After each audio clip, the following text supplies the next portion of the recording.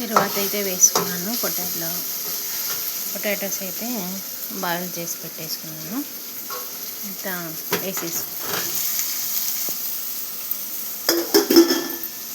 ఇందులో 1 స్పూన్ కారం, అయితే గ్రేవీ అన్నమాట. మన డైలీ వ్లాగ్స్కి అయితే స్వాగతం. ఎవరైనా వీడియో చూస్తున్నవారు, కొత్తగా చూస్తున్నవారైతే సబ్స్క్రైబ్ చేసుకోండి, సపోర్ట్ చేయండి.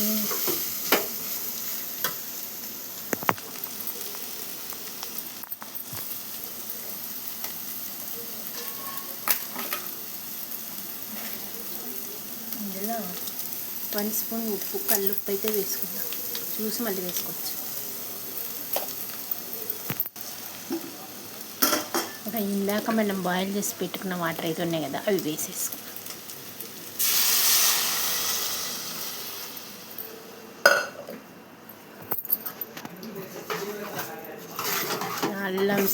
అల్లం కొత్తిమీర పేస్ట్ మొత్తం వేసేసుకున్నాము. ధనియా పొడి కూడా వేసుకున్నాము. ఇంకా కాస్త బాయిల్ అవ్వని మూత పెట్టేస్తాం.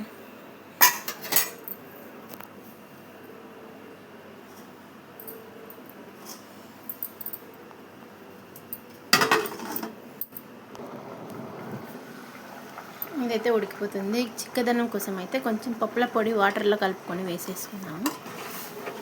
చిక్కగా అవుతుందన్నమాట. అందులోని 1 స్పూను కొబ్బరి పొడి వేసేసాము. అంతేనండి, ఎంతో టేస్టీ అయిన ఉల్లగడ్డ కర్రీ రెడీ. మీరు కూడా ట్రై చేయండి. తర్వాత అన్నంకి అయితే ఆయిల్ పెట్టేసుకున్నాను. 1 గ్లాసున్నర బియ్యం,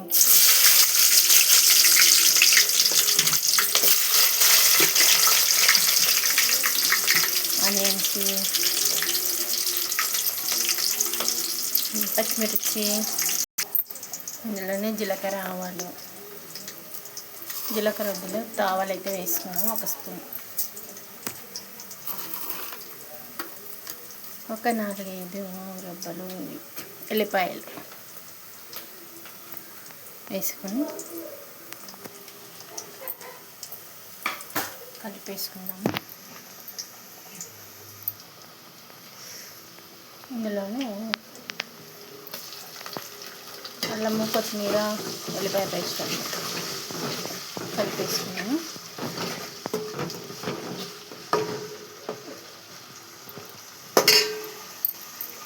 తర్వాత టమాటాలు తరిగి పెట్టుకున్నాం కదా, 2 టమాటాలు అయితే వేసుకున్నాం.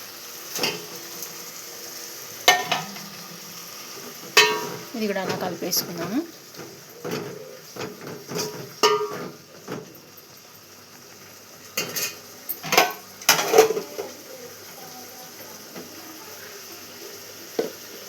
ఇందులోనే ఇప్పుడు కరివేపాకు వేసేసుకున్నాం.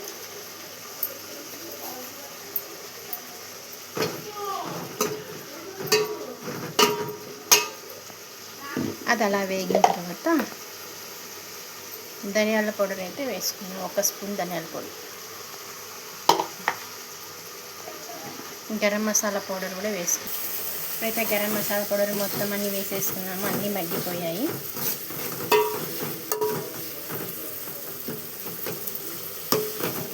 ఇందులోనే కాస్త ఉప్పు వేసుకున్నాం.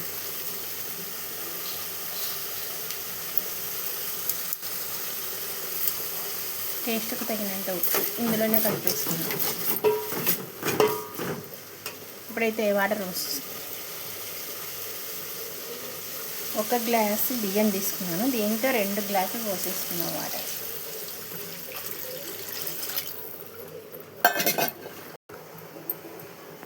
రెండు గ్లాసుల వాటర్ అయితే పోసుకున్నాం. ఇది మెరగనిచ్చి తర్వాత మనం బియ్యం వేసుకున్నాము.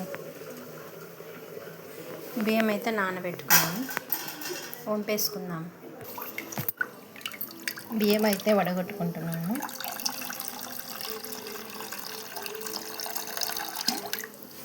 దీన్ని అయితే గంజి బట్ట సహాయంతో మొత్తం వంపేసుకున్నాం బియ్యము, వాటర్ అయితే లేకుండా. ఎసురైతే కాగిపోతుంది.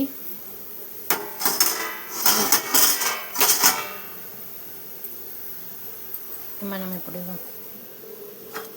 ఉంచుకున్నాం కదా, దీన్ని అయితే తీసేసుకొని వాటర్లో వేసేసుకుందాం.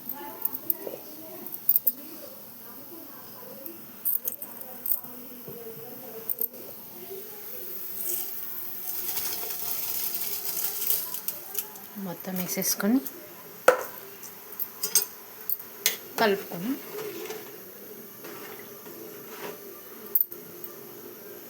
బాగా ఉడకనిస్తాం. మూత పెట్టుకొని ఒక 15 మినిట్స్ అయితే ఉడకనిద్దాం. మరొకసారి అయితే కలుపుకున్నాము. ఇలా ఉడుకుతుంది కదా. ఇప్పుడు ఈ టైంలోనే మనం ఉప్పు అయితే చూసుకోవాలి, సరిపోయిందా లేదా అనేది. తక్కువ ఉంటే మళ్ళీ వేసుకుందాం.